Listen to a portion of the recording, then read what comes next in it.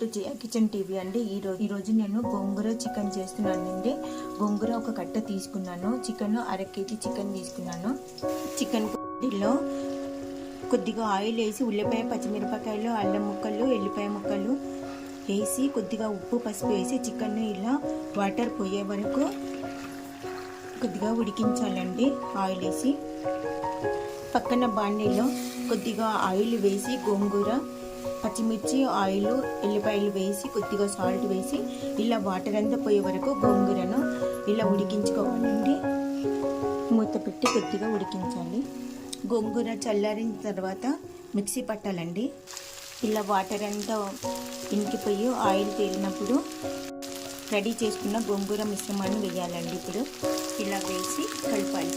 దీంట్లో 1/2 స్పూన్ షిమ్లా మిర్చి పౌడర్ వేసానండి. ఇప్పుడు కొద్దిగా వాటర్ యాడ్ చేయాలి. ఇప్పుడు ధనియాల పొడి, 1 స్పూన్ చికెన్ మసాలా,